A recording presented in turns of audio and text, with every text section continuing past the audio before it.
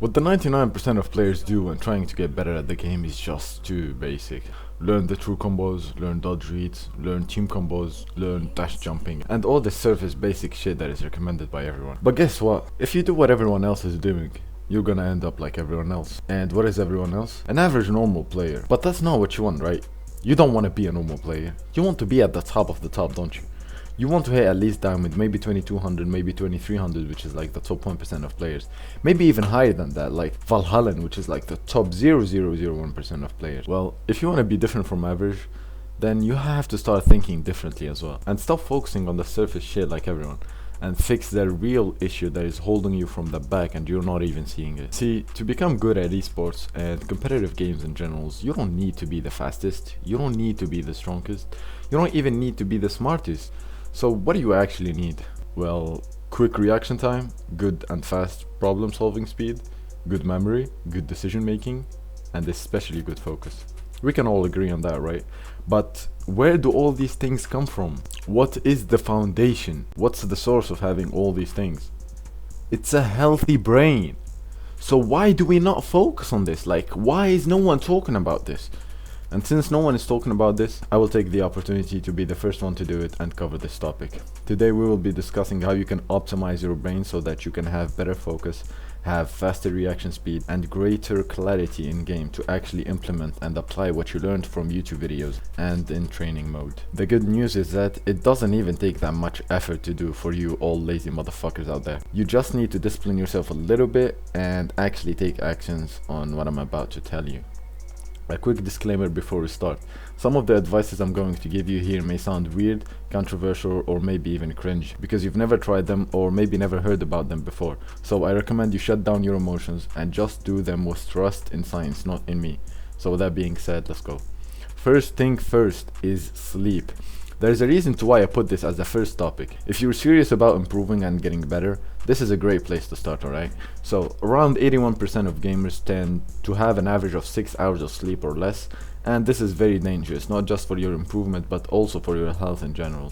And surprisingly, it's very encouraged amongst hardworking people in most of professions. But let me tell you this, yeah, there are so many studies that prove how things like fatigue, poor decision making, memory loss, and harder time focusing are heavily associated with having a poor night's sleep. And not only those, but also things that are even more dangerous, like increased risk of cancer, Alzheimer's later in life, and Parkinson's as well. But these only take place when you have like 6 hours of sleep or less every day over a long period of time. But for the first ones I mentioned, you can literally test it by yourself. There is a study that was done on an NBA player. I'll leave it down in the description if you want to check it out. And they tested his performance with good sleep and poor sleep. And look at the crazy results they've got. So if you want, you can literally test it yourself. Just have a skill measurement tool, like your ELO for example, and look at your performance with good night's sleep and a bad one. By the way, all the studies and sources of every topic I'm covering in this video will be linked in the description for the nerds who want to check them out. Learning critical for athletic performance. And practice does not make perfect. Practice with a night of sleep is what makes perfect, because you come back the next day and you're 20 to 30% better in terms of your skilled performance than where you were at the end of your practice session the day before. Wow. I mean, sleep is the greatest legal performance enhancing drug that most people are probably neglecting in sport. So, how do you go about fixing your sleep? First, start off by picking a realistic time for you to wake up between 6 a.m. and 10 a.m. It has to be a realistic goal for you so that we can make sure you can actually stick to it, alright? Because you'll be waking up at this time every single day, including weekends as well. If you have a really messed up sleep schedule, put an alarm to the time you chose, and it may be difficult at the first couple of days to wake up at that time, so maybe you're going to want to keep sleeping when the alarm goes off, or just wake up before the alarm.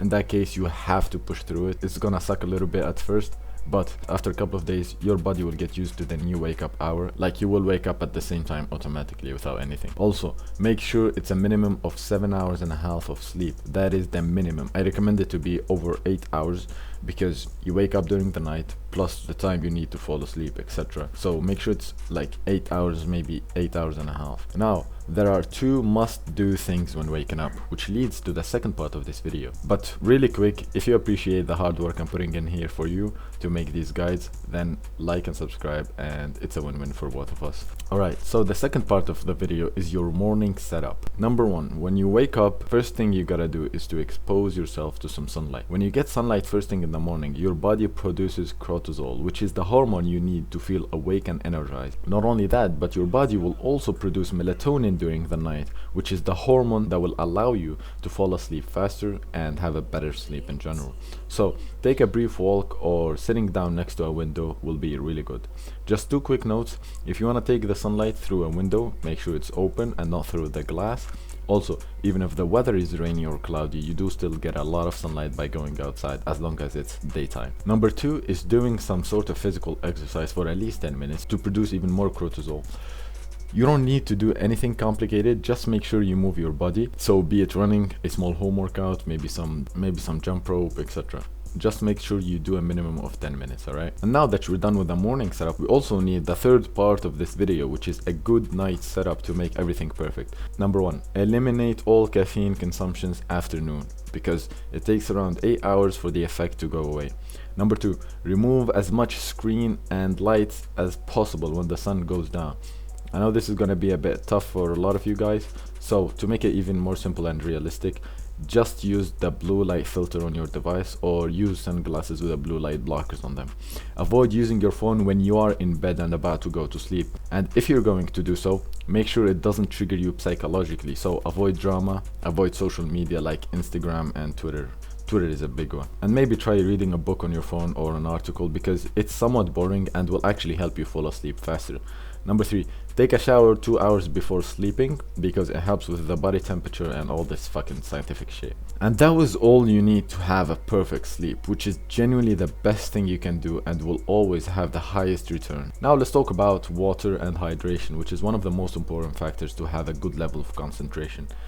Our brain is made up of approximately 85% of water, and that information alone says enough, but let's keep going, alright? Water is what gives the brain energy to function, and it's also needed for the production of hormones and neurotransmitters in the brain, which translate in English to the ability to think faster, focus clearly, and experience greater clarity. The brain cannot store water, and you're constantly losing water through day-to-day activities and normal body function. So it's essential that you continuously hydrate yourself over a period of time. So to stay at a healthy hydration level, you need to drink around 0.2 liters or 200 milliliters of water, which is essentially around a cup of water every hour or so for the first 10 hours.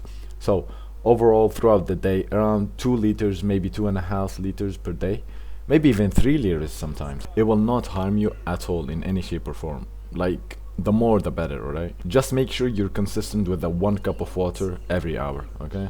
The next tip is intermittent fasting. When you digest food, especially carbs, what tends to happen is a shift in your nervous system towards what's called a parasympathetic mode, or also as known as rest and digest. Basically, it's more of a relaxed mode that will make us kind of sleepy and cause brain fog as well, especially if the food you ate contains a lot of carbs. So what a lot of people like doing, and what I also do, is intermittent fasting for focus and concentration, because when you're hungry, you don't get that same parasympathetic activation. However, to get the maximum results out of this, you need to make sure that you're hydrated, like we said earlier, and also get some caffeine in. I personally drink a cup of black coffee before every ranked session, so that's something you can add. Now, if you want to take this to the extreme levels and change your diet, like you literally change the food you eat and shit to maximize your potential, here are some foods you can try that will help your cognitive function. Leafy green vegetables like broccoli, spinach, kale, and cabbage, etc. have been shown to increase reaction time to a really good level.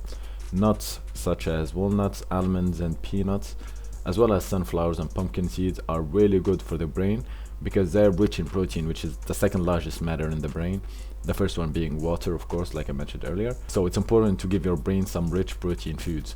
Blueberries improve memory, increase concentration and focus, and improve overall mental health. Black coffee, which is an obvious one, of course, just wakes you the hell up and makes you focused as fuck.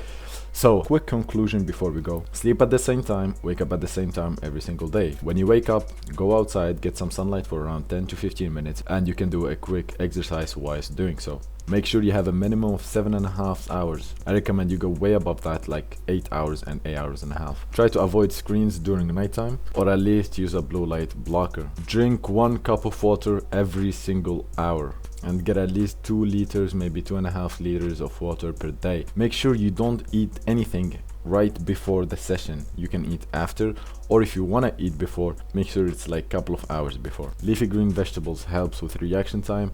Nuts, blueberries and black coffees are really good for the brain as well. So yeah, that's it for this video. It took me days of work and research to make this guide, so again, if that's something you like and it helps you, or you want to see more, then just press a button to make it a win-win for both of us. Alright, have a good one, bruh.